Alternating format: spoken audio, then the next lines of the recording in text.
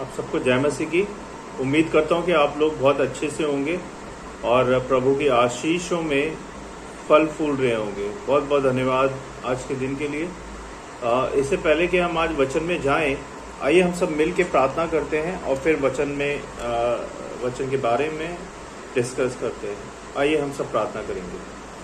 धन्यवाद परमपिता परमेश्वर, राजाओं के राजा, मेरे प्रभु यीशु, मैं धन्यवाद देता हूँ इस समय के लिए कि इस समय में आपने मुझे, मेरे परिवार को और हम सबको स्वस्थ जीवित रखा और सुबह दिखाई।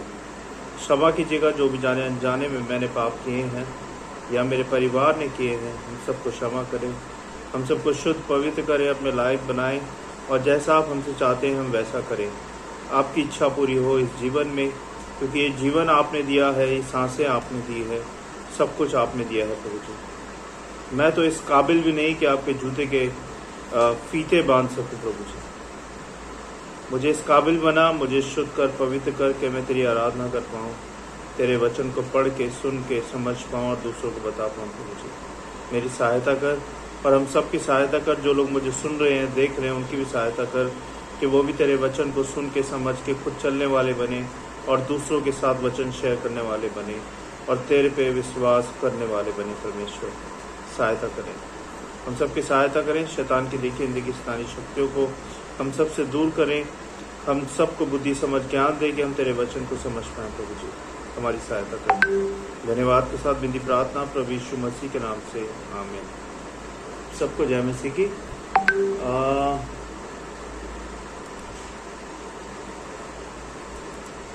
आज का जो हम वचन पढ़ रहे हैं वो है गुप्त पाप क्या होता है, पाप का अर्थ क्या है, पाप के बारे में बाइबल क्या कहती है, इंसान का सबसे बड़ा पाप या महापाप क्या है, पाप का मूल्य क्या है, पाप कितने प्रकार के होते हैं, गुप्त पाप क्या होता है, बाइबल के अनुसार क्या नशा करना पाप है, पति पत्नी के बीच जो संबंध होते क्या वो सही है, पाप है, क्या है, उसके बारे में हम बात करेंगे। वैवाहिक यौन संबंध, पाप से कौन बचाता है, पाप क्षमा के लिए प्रार्थना। तो हम बहुत सारे टॉपिक है कि पाप क्या होता है, पाप के बारे में आज हम क्लियरिटी में जान पाएंगे वचनों के द्वारा।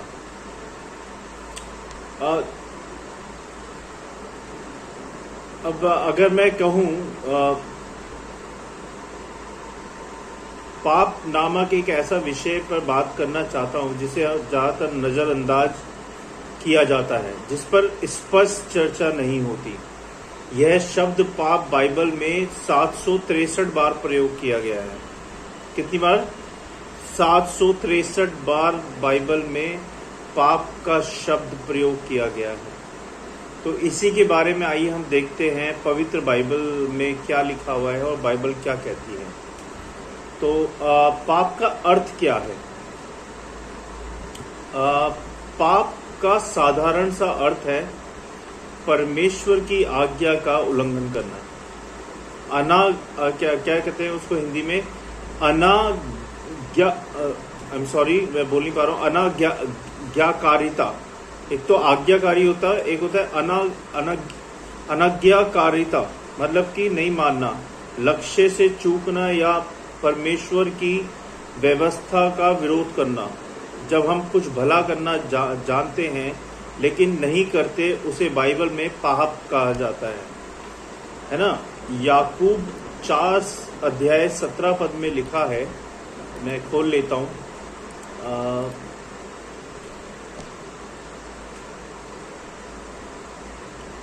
इसमें लिखा है, इसलिए जो कोई भलाई करना जानता है और नहीं करता उसके लिए यह पाप है।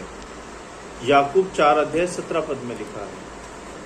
अब हम देखेंगे कि पाप के बारे में बाइबल क्या कहती है। बाइबल बताती है कि सभी प्रकार के गलत काम या अधर्म जो किसी को चोट पहुंचाए या अपने आप को नुकसानदायक हो, वह पाप की श्रेणी में आता है।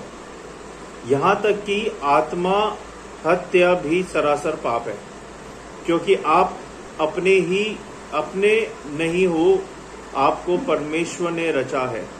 इस पर परमेश्वर का अधिकार है, ना कि हमारा। हम अपने नहीं हैं। हमारा शरीर, हमारी आत्मा, हमारा बोलना, हमारा सोचना, हमारा देखना, है ना, हमारा सुनना, सब कुछ प्रभु ने रचा है। तो हम अपने नहीं हैं, हम प्रभु की रचना हैं। किसकी रचना है? हम प्रभु की रचना है। इंसान का सबसे बड़ा पाप या महापाप क्या है? सबसे बड़ा पाप है घमंड। सबसे बड़ा पाप है घमंड। परमेश्वर का वचन, बाइबल बताती है, सर्वनाश से पहले घमंड आता है।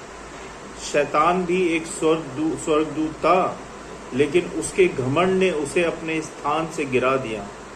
परमेश्वर को घमंड से, चढ़ी हुई आंखों से नफरत है। परमेश्वर को घमंड से, चढ़ी हुई आंखों से नफरत है। तो अगर आप घमंड करते हैं तो आप बहुत जल्दी नीचे गिरेंगे। इसलिए घमंड करना छोड़ दें किसी भी बात पे। बहुत बार लोगों को आत्मिक घमंड भी हो जाता है। क्या हो जाता है? आत्मिक घमंड भी हो जाता है कि वे दूसरों से कहीं ज्यादा पवित्र हैं और अच्छे हैं। ये पाप उन्हें बड़बोलेपन की ओर ले जाता है। प्रभु यीशु ने कहा, जो कोई पवित्र आत्मा के विरुद्ध निंदा करे वह आनंद पाप का अपराधी होगा। क्या होगा? आनंद पाप का अपराधी होगा। मरकुस 3:29 में लिखा है। पाप का मूल्य क्या है? पाप का मूल्य या परिणाम मृत्यु है। क्या है? पाप का मूल्य, अगर आप पाप करते हैं, लगातार करते जाते हैं, परमेश्वर की बात को नहीं मानते हैं, तो पाप का मूल्य क्या होगा? मृत्यु होगा। बाइबल ऐसे पाप की मजदूरी कहती है। रोमियो 6:20-23 में लिखा है, जब पाप का घड़ा भरता है तो मृत्यु को जन्म देता है। अनेक बार यह श्राप बनकर कई पीढ़ियों के लिए नुकसान देता है। पाप करने वाला व्यक्ति परमेश्वर से दूर हो जाता है। अब जो कोई व्यक्ति बार बार चेतावनी सुनकर नहीं मानता, जो परमेश्वर उसे उस पाप में जाने देते हैं। परमेश्वर क्या करते हैं? जब आप नहीं मानेंगे परमेश्वर की बात को, तो परमेश्वर क्या करते हैं? आपको छोड़ देते हैं। जा भाई, तू मेरी बात नहीं सुनता, तुझे जो करना है कर, पाप करना है जा कर, है ना, तू अपना नाश खुद करेगा। परमेश्वर फिर उसे छोड़ देते जब वो परमेश्वर की बात नहीं मानता है, नहीं सुनता है। इसका अर्थ ये है कि उसका सर्वनाश बहुत जल्दी होने वाला है, जैसे मिस्र के राजा फिरौन के साथ हुआ था। अगर आपने कहानी को पढ़ा है बाइबल में, फिरौन की कहानी को, तो आप समझ जाएंगे कि फिरौन के साथ क्या हुआ था। पाप कितने प्रकार के होते हैं? पाप 4 प्रकार के होते हैं। अनजाने पाप, मतलब जो आप बिना जाने हो जाते हैं, जाने अनजाने में जो पाप हो जाता है उसे कहते हैं अनजाने पाप, पहला पाप। किसी भूल से हो जाने वाले पाप, है ना, वो ये पहला पाप है। भूल से या जाने अनजाने में हो जाना, उसको अनजाना पाप कहते हैं। लय व्यवस्था 4:2 में लिखा हुआ है, जानबूझकर, ये दूसरे पाप के बारे में बता रहा हूं, जानबूझकर किए जाने वाले पाप। दाऊद कहता है, अपने दास को उसके ढिठाई के पापों से बचाए रख। भजन संहिता 19:13 में लिखा है। हम लय व्यवस्था भी खोल लेते हैं। मैंने वचन सारे खोले नहीं है, माफी चाहूंगा।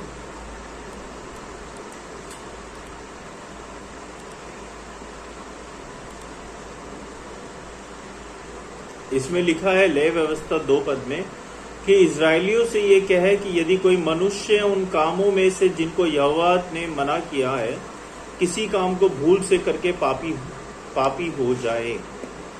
मतलब ये होता है कि जिस कामों को परमेश्वर ने मना किया है और उन कामों में जिनको यहोवा, और वो काम भूल से हो जाए, तो वो भूल जो जाने अनजाने में होता है वो उसे प्रभु एक बार को क्षमा भी कर देंगे। लेकिन आप जानबूझ के अगर उस पाप को रिपीट करेंगे बार बार, तो प्रभु आपको क्षमा नहीं करेंगे। हमने 4 पाप के बारे में बात कर रहे हैं। एक अनजाना पाप हो गया, एक जानबूझकर हो गया, है ना। तीसरा पाप होता है घातक पाप जिसका परिणाम मृत्यु है, और चौथा होता है गुप्त पाप जिसे हम छिपे हुए पाप भी कह सकते हैं, है ना। इसमें जो 1 यूहन्ना 6:16 है, उसे हम खोल लेते हैं।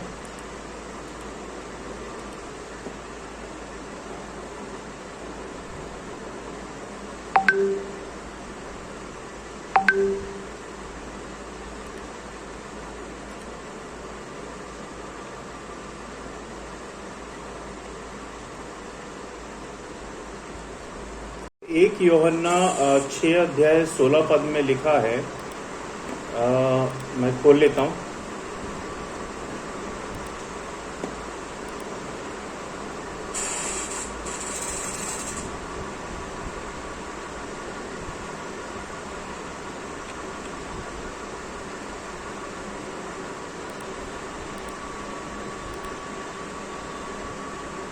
गुप्त पाप जिसे हम छिपे हुए पाप भी कह सकते हैं, ये हम पढ़ चुके हैं। हाँ, गुप्त पाप क्या होता है? तो कुछ पाप हम लोगों से छिपाते हैं, वो लोगों के लिए गुप्त हो सकते हैं, लेकिन कुछ पाप से हम खुद अनजान होते हैं, हमें नहीं पता होता, जो कि जाने अनजाने में हो जाते हैं। गुप्त पाप धीरे धीरे हमारे जीवन का हिस्सा बन जाते हैं, फिर उन्हें छोड़ना कठिन सा लगने लगता है। वो एक नशा के जैसा होता है, जैसे पद पाने का नशा, शौहरत पाने का नशा, जिसके लिए व्यक्ति किसी भी हद तक गुजर जाता है। तो इस तरह की लत हमें पाप करने की लग जाती है। पाप उस पर हावी हो जाता है और चाह कर भी उस पाप से निकल नहीं पाता। ऐसे पापों को गुप्त पाप कहते हैं।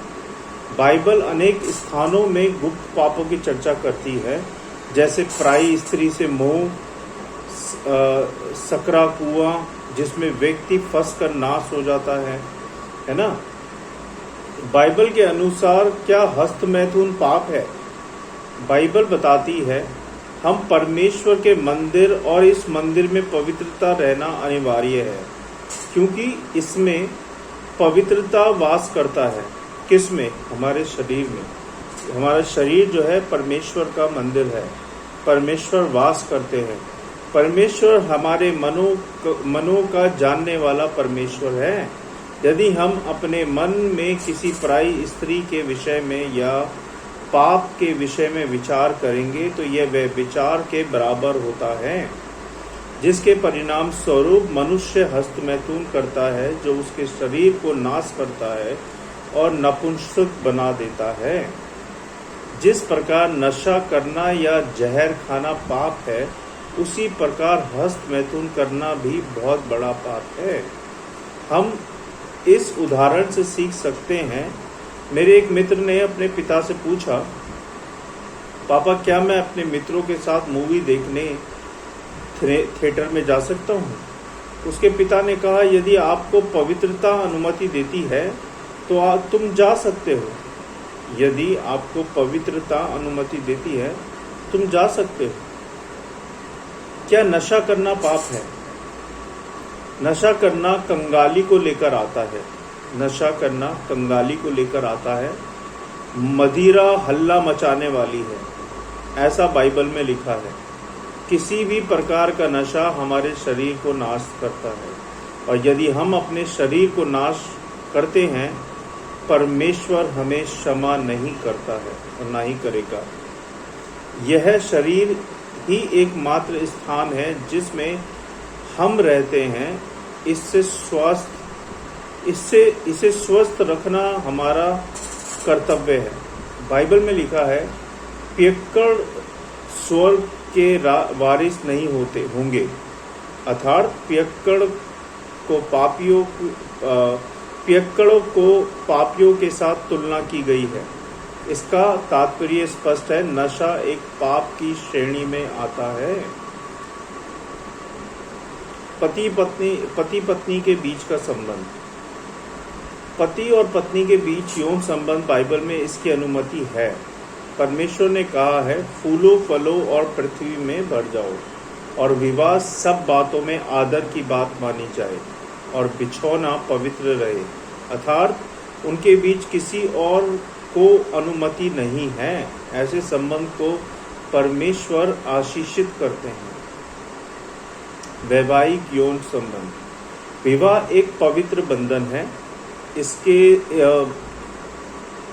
इससे बाहर यौन संबंध पाप है, जिसे परमेश्वर व्यभिचार कहते हैं।